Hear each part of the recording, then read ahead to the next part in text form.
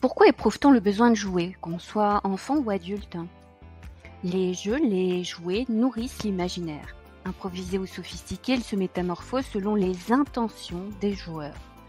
Un jouet, c'est également une représentation de la société des adultes, de leurs relations et de la culture où il est créé. C'est également un produit marketing soumis à des modes. La réflexion sur le jeu permet de distinguer jeu de règles et jeu d'imagination. Dans le jeu de règles, le jeu se définit par ses objets et ses règles.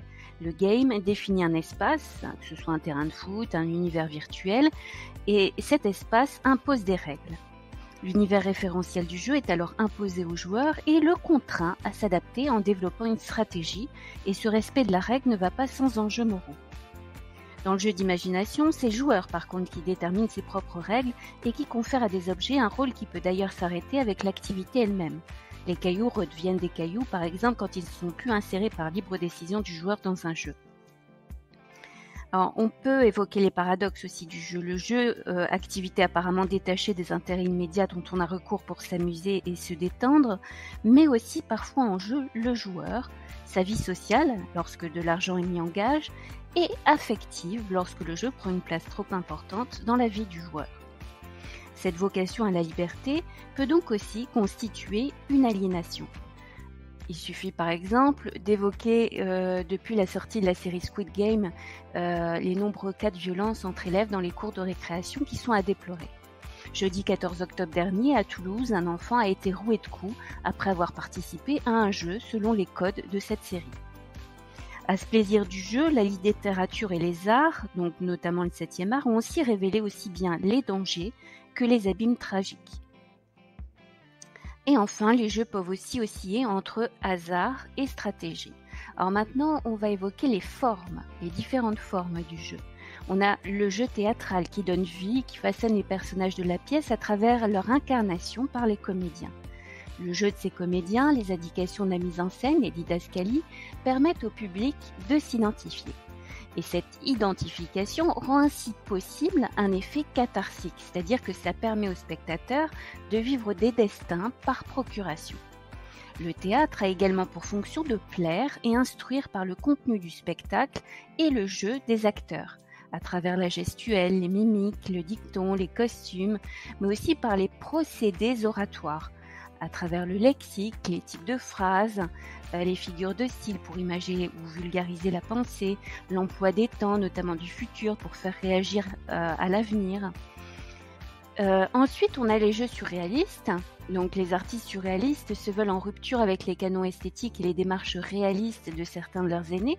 Ils recherchent un nouvel imaginaire en laissant libre cours aux associations d'idées et de formes nées de l'inconscient, comme le pratique la psychanalyse. Exemple, le cadavre exquis.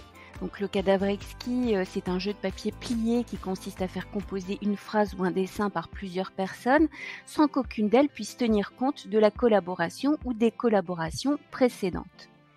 Il y a aussi l'écriture automatique et, comme vous allez le voir dans cette vidéo, le jeu de Marseille.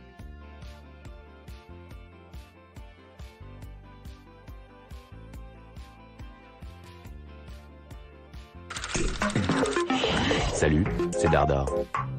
C'est quoi? Dardar, c'est l'histoire d'une œuvre d'art. De l'art? De l'art. J'adore!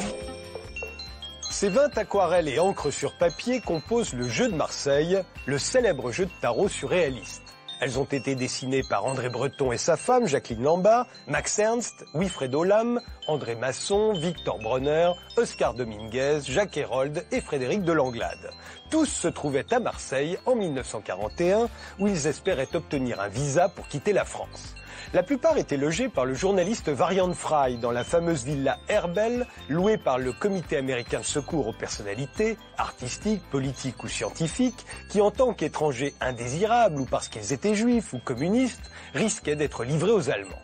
C'est là que nos surréalistes eurent l'idée de créer un nouveau tarot. Les couleurs traditionnelles, pique, cœur, carreau, trèfle, sont remplacées par l'amour, représenté par une flamme, la connaissance, c'est une serrure, le rêve, que l'on reconnaît à son étoile, et la révolution, dont l'emblème est la roue. Rois et reines sont destitués et les valets émancipés. À leur place, des génies, des mages et des sirènes, incarnés par des personnages historiques ou littéraires. Et voilà Pancho Villa transformé en mage de la Révolution par Max Ernst, Lautréamont en génie du rêve par Wilfredo Lam, Paracel en mage de la connaissance par André Breton, Baudelaire en génie de l'amour par Jacqueline Lamba. La religieuse portugaise devient sirène d'amour grâce à André Masson et Freud, mage de rêve, sous le pinceau d'Oscar Dominguez. Publié pour la première fois dans la revue surréaliste VVV en 1943, le jeu de Marseille a été offert au musée Cantigny en 2003 par la fille d'André Breton et de Jacqueline Lamba, en mémoire de Varian Fry.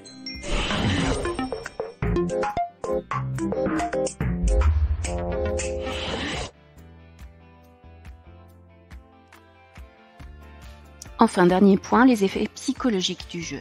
Des psychologues et pédagogues montrent le rôle des jeux dans la construction identitaire de chacun.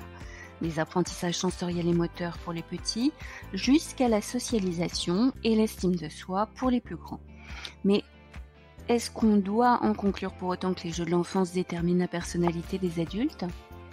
Je vous propose de réaliser des joutes oratoires sur la problématique que nous venons d'écouter.